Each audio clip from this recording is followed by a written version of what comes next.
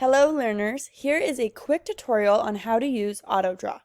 So when you click on the link within our website, you will be brought to this blank slate. When you want to begin creating, you have a couple of options. You can either use the drawing tool here and directly draw using that tool to create your own artwork. Or you can click the Autodraw function, begin drawing, and at the top, you will start to see a series of images pop up related to what it thinks you are drawing. As you add more and more to your work, those images will change. And then you do have a selection of items here that you could pick from to use.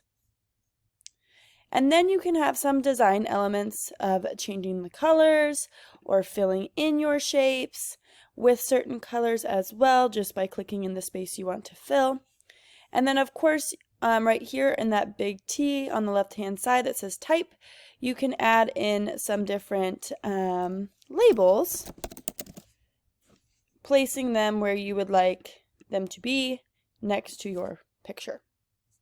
Once you are done with your image and your labels, you will then come up here to the very top left corner.